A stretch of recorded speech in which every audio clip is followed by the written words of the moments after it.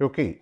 Yesterday I was considering this signal, the Sn a e to the power j, maybe some omega c n plus phi. I made a mistake there actually. If I have to find the correlation, since it is a complex signal, it should not be Sn into Sn minus k, it should be S star minus k, S star n minus k and then expected value. Okay, when it is real, the star has no meaning, but in general, for a complex signal, it is Sn into S conjugate n minus k. We have seen this earlier. This is the definition of correlation. Okay. Phi here is random and phi takes value between 0 to 2 pi only. We can assume uniform distribution. Uniform distribution means probability density is constant within this period. So, area of this has to be 1 because if it is this is p phi, probability density, this is phi. Okay, this is the probability density of this phi, this phase phi.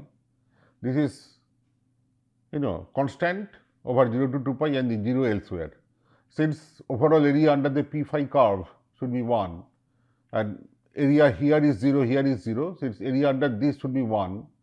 So, this is 2 pi. So, height should be 1 by 2 pi. So, 1 by 2 pi into 2 pi, the rectangular has area 1. So, this is p phi is 1 by 2 pi from 0 to 2 pi, otherwise 0. And in this case, if you do S n into S star n minus k, see omega c n cancels, okay, j omega c n and there is a star, so that will make it minus. So, j omega c n minus j omega c n goes, okay, j phi and here again minus j phi that goes. But in one case I have j omega c n, another case I have got j omega c n minus k, okay, and minus of that is E of a e to the power j omega c n plus phi into a e to the power minus j star. So, you have to put a star here, omega c n minus k plus phi. So, you can see j omega c n cancels, j phi cancels and plus j omega k. Okay, e to the power plus j omega k. So, you have got a square expected value of e to the power j omega c k. There is no phi there. So, that is again not random. So, it will be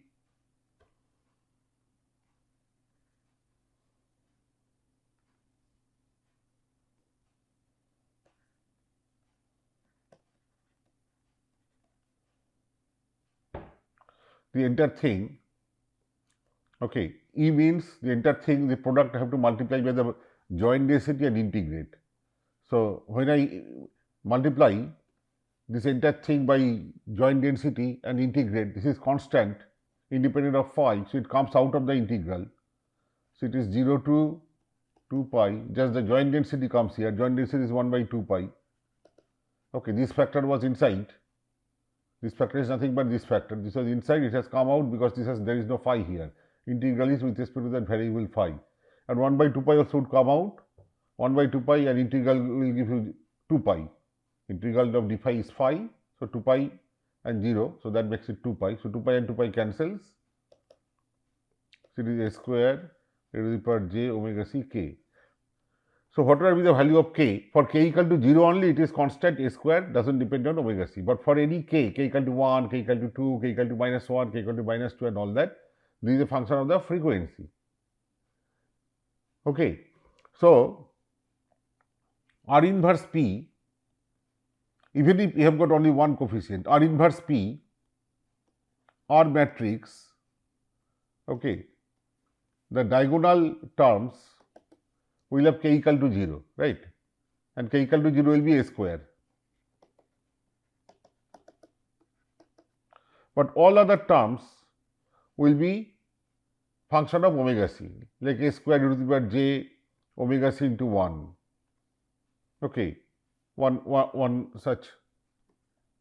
So, here it will be a square e to the power j omega c, here it will be a square e to the power minus j omega c, period, this top glitch and like that. Okay. Similarly, P is, if you have just Sn,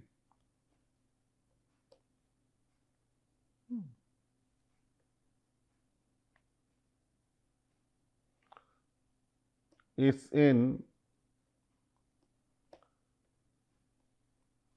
vector, in fact Sn minus 1 vector into Sn. Here again we have seen this previous example, the adaptive line enhancer. I am talking with regard to that. We had this R matrix plus a diagonal matrix coming from the noise. Okay, this whole thing was the inverse of the whole thing into just P, and P was expected value of Sn minus 1 vector into Sn. So, Sn into Sn minus 1, Sn into Sn minus 2, Sn into Sn minus 3, all that. Okay, actually there will be star because it is again complex.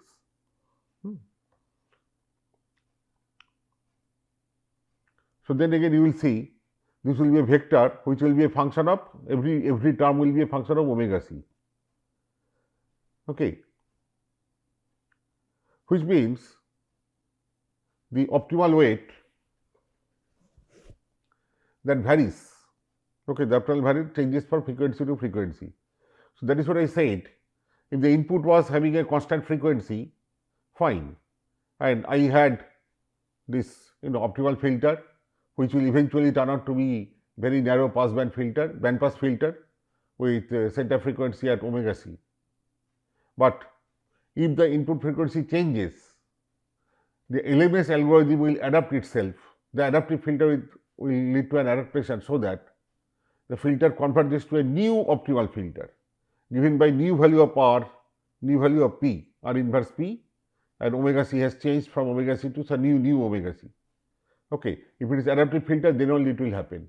But if it is just a fixed coefficient filter, you design a bandpass filter once for all, then there is no way the filter coefficients can be changed with time, can be adapted with time. So, if the input frequency changes, you are out of passband, you are gone. Okay. Here the optimal filter, which is the optimal filter and the adaptive filter is takes you around that, they depend on omega c. So, optimal filter changes because R is the function of omega c, P is function of omega c. Okay, so optimal filter changes, but it is an adaptive filter now. So, adaptive filter also will track the input, that is Sn or rather Xn, Xn is Sn plus Zn, and will adapt, that will change the filter coefficients. If omega c changes, it will take you to a new optimal filter. Okay. All right. Next example, adaptive interference cancellation. Here the general structure is like this. There is a source of some desired signal, and this is interference source. So, this is generating a signal, maybe Xn, and this interference, it produces some interfering signal. Okay, some interfering signal, maybe Un, and so what I receive is a summation of the two, Xn plus Un. This Un is an interference. Okay, I have to remove it. So, what we do here is this: from the same source we take another signal, another interference signal. Obviously, these two are not same, but they are highly correlated because they are coming from the same source. Then what we do? We first, if you have an optimal filter, you give this here, call it, you can call it Vn, and take this as your desired response.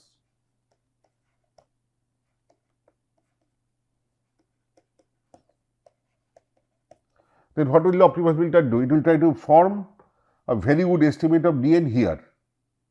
So it will make R inverse, I mean optical filter will be R inverse P, R is the correlation here, okay, R is the correlation here, and it will estimate, it has nothing to do with xn. So xn and vn, they are uncorrelated. In fact, you can even model them to be statistically independent. So what will happen, out in dn there are two components. So overall estimate here will be an estimate of xn and estimate of un here, but xn and vn are uncorrelated. So the estimate is 0 because R inverse P,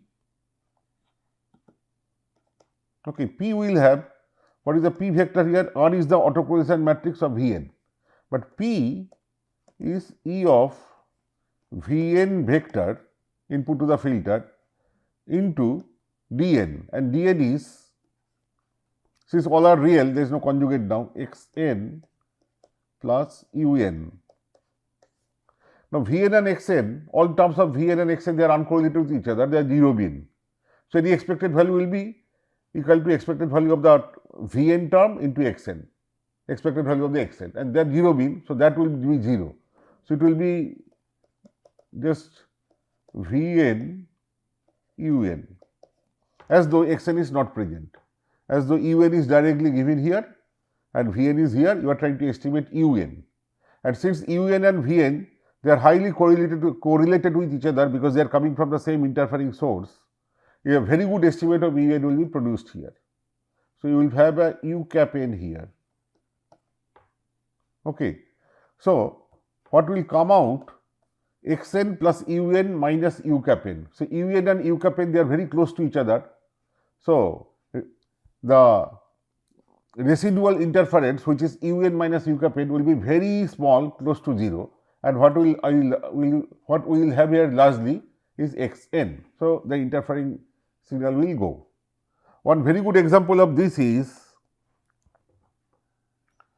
fetal ECG. Imagine a pregnant mother. Okay, there is a baby, she is carrying in her womb, there is a baby. Okay, there is a baby, and here is mother's heart. Now what is happening? The doctor will try to estimate, try to analyze or assess the health of the baby by trying to find out the ECG, the heart condition ECG of the baby. So there will be a signal here. Okay, that it will try to measure. Okay, but mother's heart will also give rise to, some interfering signal. So because it is after all the same body. So it is not only child's heart, mother's heart, and together you will receive a signal. So that has got your Xn here and Un here. So this is the interfering component. This you have to remove. So what they do? They put this ECG probe somewhere around the heart of the mother and take another signal. See, this signal is coming in from the inside the body, because inside the body we have mother's heart, child's heart. So when if you put ECG probes around the child's body, child's heart, it will pick up signal from mother's heart and child's heart. So together you will receive something here. Okay. To eliminate that interfering component, they use this ECG electrodes. They use it put them near the mother's heart and take signal from here and let that be Vn. So this is coming purely from mother's heart, and here I have got a combined signal. Okay, and these are the interfering signals, but they are highly correlated. So I do like this. Optical filter, I don't know what the optical filter is, so we use the adaptation. Adaptive filter. Okay, so Vn goes here, it is just the previous block. So what comes out? This Un and Vn, they kind of get cancelled. What comes out here is Xn. The interference is almost gone. So this is fetal ECG. Another example, active noise control.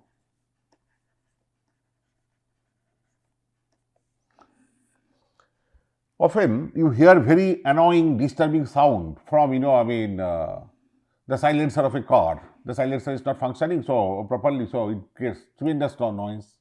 Or the duct of or the machines in a factory, or duct in an air conditioner and all that. So these sounds are, in this example, they are cancelled in the acoustic domain only.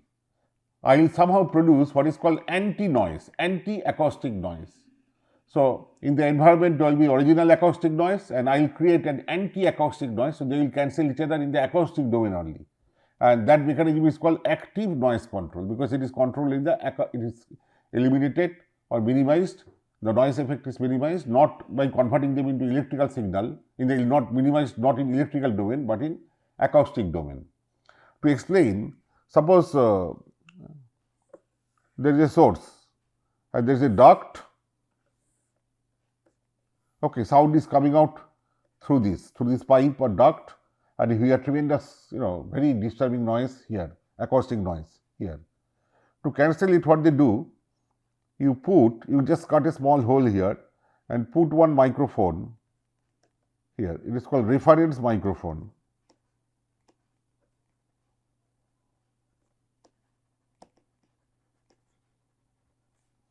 Microphone takes this noise, acoustic noise, and converts into electrical signal. So electrical signal comes here, and then here again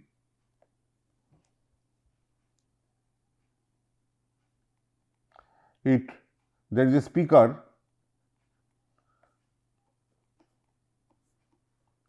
and there is a filter. I will tell you everything. There is a filter, it generates an output which is fed to a speaker, and the loudspeaker pumps new noise into the system. But this noise and the original noise, our objective is to see that they are in opposite phase, so they cancel each other.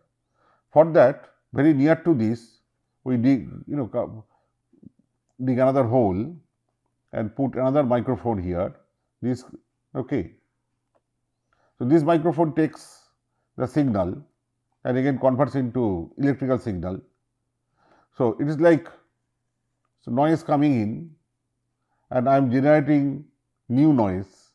Their difference produces a signal here, which is my desired response, and I want to minimize this. To minimize this, what I have to do, I will use this adaptation loop. This is my input xn, and this. Okay. So you see the subtraction between the original signal or say desired signal, if you take it a desired signal, it is not desired, but this signal and the filter output, that difference is this thing, as we do in optical filter or adaptive filter. This subtraction, this is done in acoustic domain. Okay, how? You have original noise and this, their difference come through the speaker, this microphone. Okay, because the optimal filter, the adaptive filter here, it will try to minimize the norm square, the energy, the power of this error, power of this. In this case, it will try to minimize the power of this.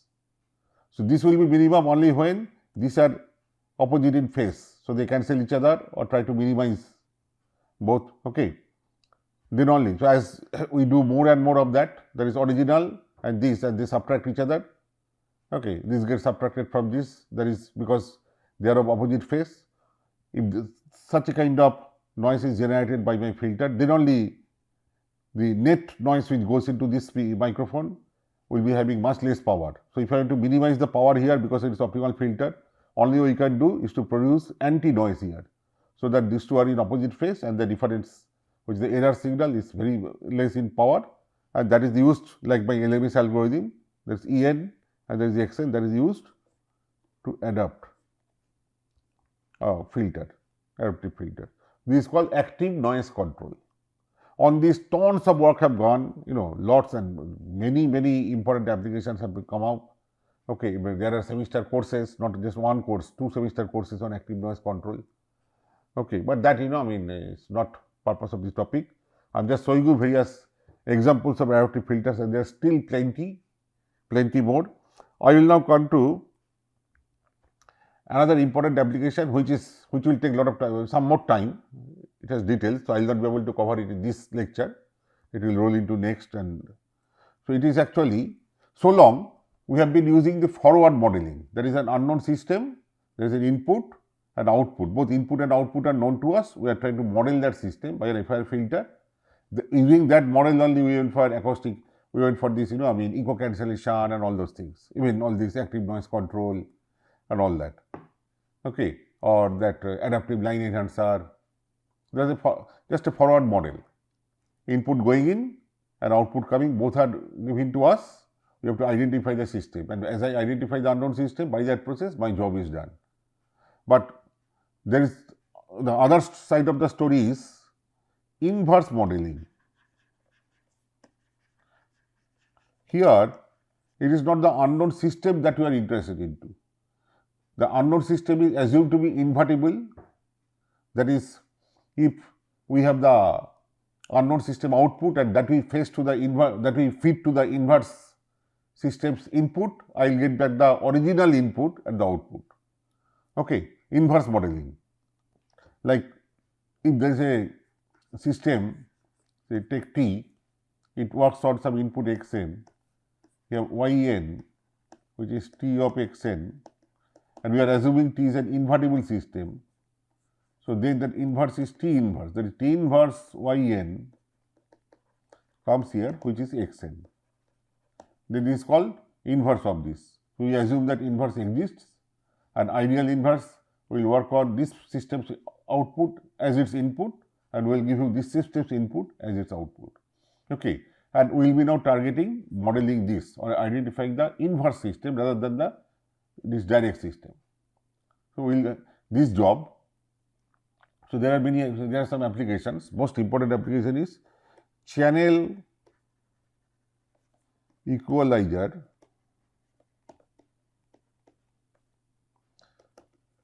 in digital communication.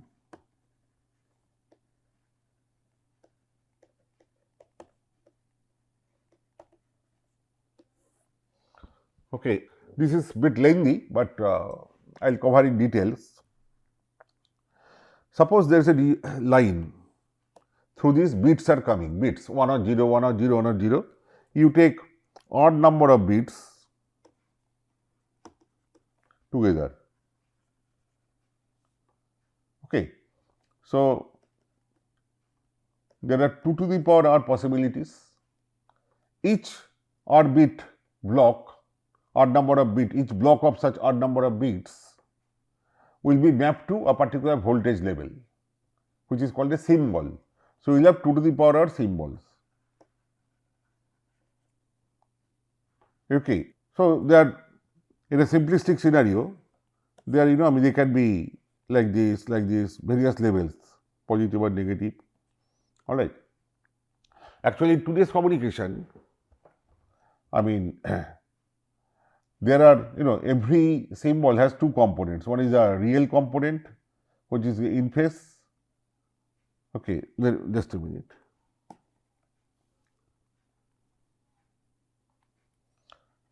I and another is JQ. So, depending on the R bits, okay, you will have this. So, it will be mapped to one real part, one imaginary part. Okay. And we transmit both and all that, but for our treatment, I will just consider this case. Okay, this can be easily extended to this. So, as though every block of odd number of bits you take, and depending on what that block is, you map that to a particular voltage level called a symbol. So, there are 2 to the power r symbols. So, these symbols have to be transmitted. Okay. Now, this is discrete. So, one symbol period, there is R blocks, R bits, a block of R bits coming over a certain period of time, that is called symbol period. So, that period maybe there is one symbol, next symbol period maybe another symbol. So, it is discrete. So, I have to transmit, but my problem is I cannot do like this and look, now it is this much and it goes. And next I say, now this much, this goes. It cannot, because even if all the manipulations here, all my processing, everything is done in digital form, which makes it discrete in time and maybe discrete in amplitude, real world is actually analog. It only accepts analog waveforms. Okay, real world means, so when you communicate between, say, antenna to antenna, that is called free space communication. Or when you communicate through a telephone line, okay, line communication, or optical fiber, or through fluid, like underwater, there can be communication from one underwater entity like submarine to another submarine, and like that. Okay, so there is fluid, water. So all such media, real world media, they are analog, and they can only accept analog waveform. They cannot just take a discrete value. Okay, you cannot take a telephone line and just give 5, the figure 5 to its input, and 5 goes. No, you have to convert that information 5 volt or 5 microvolt or whatever, millivolt, into a waveform, analog waveform. Then only it will be able to pass through that media, that channel. Okay.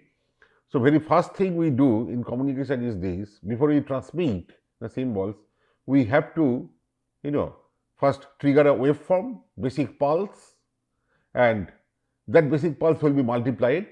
Basic pulse is limited over the symbol periods, and it will be multiplied by the particular symbol level. It will carry on its shoulder the symbol level. At the receiver, so it will be able to go through the media, the channel, because channel is analog, but you are also sending an analog pulse, analog waveform. So it goes through. At the receiver side, again I sample that received pulse or received waveform, and from that I try to find out, or I try to estimate what was the symbol. So this is the mechanism. So both the transmitter receiver, they are digital, but in between I have got analog world, and that is why when I transmit and then when I receive, I need analog waveform. So we will start with that design of analog waveform and limitations of that, leading to intersymbol interference, all those things in the next class, and how to cancel that by adaptive equalizer at the receiver front end. Okay. So this we will consider in the next class. Thank you very much.